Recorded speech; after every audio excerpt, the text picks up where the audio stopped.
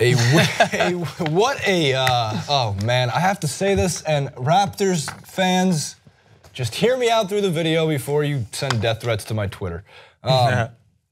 You've been salty.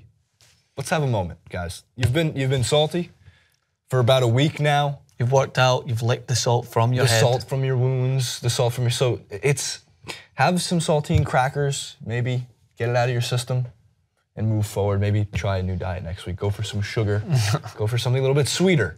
The playoffs are coming, you're more than involved in it. You're going to hate me even more when we do the other clip about how the Raptors might get upset. But you guys just gotta pump the brakes a little bit. So Lance Stephenson returns to the NBA, Francis, right? So he was out for a little bit because nobody wanted to sign him. They finally found, this was at one point, a great defensive player and pretty clutch shot maker for the Pacers in 2014 when they were doing pretty well.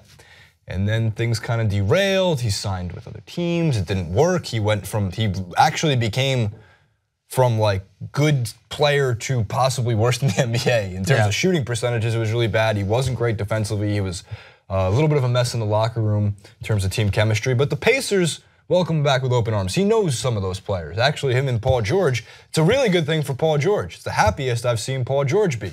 Still don't think he really likes the team, but he's happier. And it's right in time for the playoffs. Sometimes you need a spark. So what does Lance Stephenson give you? Oh, it gives you a spark.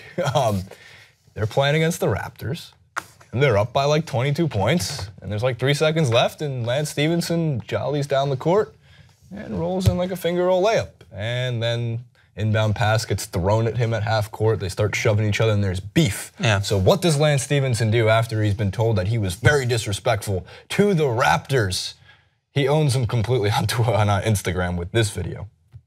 32-9 during the regular season, and Norman throws it down. But look at this. That's rookie Norman Powell doing a windmill dunk up 22 points with a couple seconds left. So why are you so salty? He's just taking a page out of your own book, using it against you. Maybe they're just all LeBron James fans, and they just could not get over the fact that Lance Stephenson blew in his ear.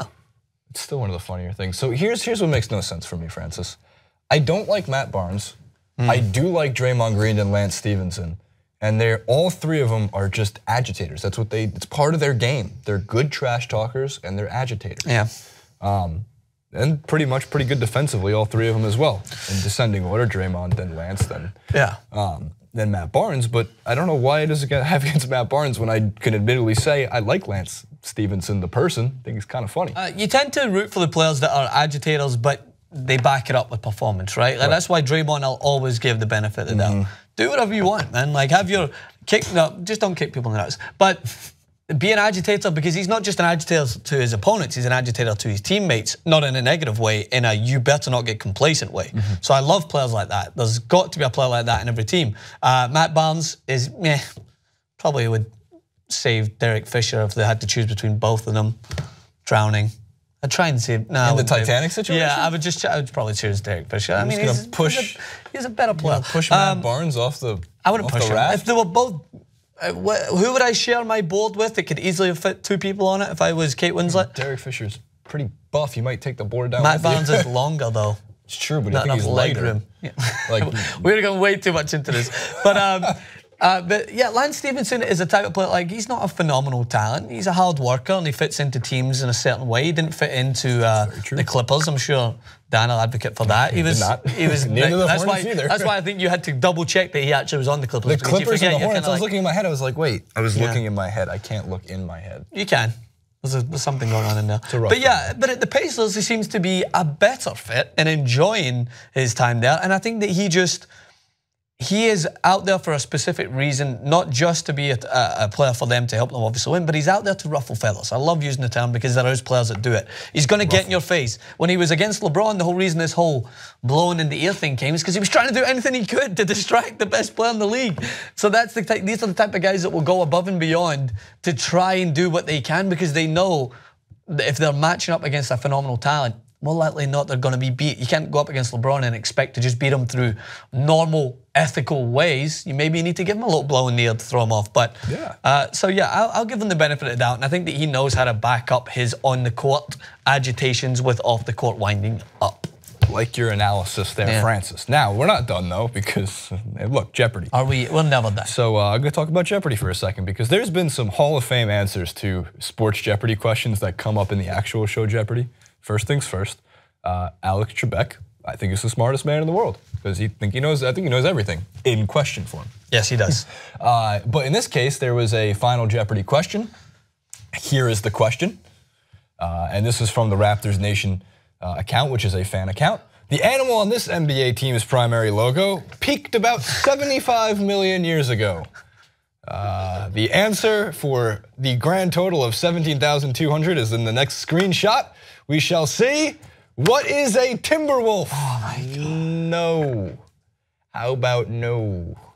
How about no? To be fair, crazy Dutch. According to the crazy Dutch bastard, according to the Uproxx article, why this wasn't a terrible guess, the Timberwolf peaked about 25 million years ago. That's not bad. And much better than saying, what is a Celtic?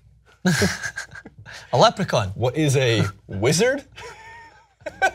This prehistoric, what is a warrior? The answer, by the way, is what is a raptor? Yeah, by the way, this is kind of funny that this came up today, because I was on Think Tank earlier today, and I had to provide some sports-related questions for Hannah Cran, and we tried to cross over sport and pop culture, so I said, what team does Drake support? And all of them. Yeah, all of them, but she was like, oh, that was a secret answer C. But she was trying to understand where I was, so I was trying to give her clues. I was like, A? Like as in Canada? Canada. So she's like, oh, I got it. All of Canada as A? Yeah, of course. You could have said maple leaf. No, she said maple leaf. I said syrup. How you feeling, eh? You say cold. So she got Canada. Terrence and Phillip. And then I was like, this animal you would not like to be caught up in back in millions of years ago if there was no T-Rex. It's the next in line. Timberwolf. Yeah.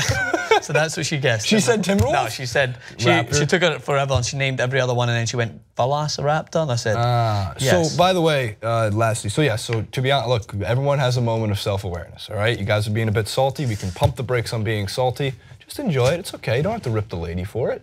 She lost $17,200. Isn't that enough? Yeah, it's very true. She lost that. More importantly, the greatest sports debate in the history of sports debate is coming up, most likely. If the Raptors play the Wizards in the NBA playoffs, in real life, who would win? Raptor versus Wizard. It's such a open question, Jason, because it really depends on the Wizard. I know. If it's long bottom, this is a separate question for a separate day. Yeah, because we could go. If it's long bottom, then I'm taking the Raptor. Well, it's multiple. It's pack of Raptors. Is it a lot of Wizards? What kind is it? Dumbledore? That's what I'm saying. Is it Dumbledore? It's game over. Gandalf the Grey. I don't know about that. Is it the Raptors from Jurassic Park? Oh yeah, the intelligent ones that trained by Chris Pratt, working in packs. Raptors. Good point. Versus Wizards. Interesting. Start the debate.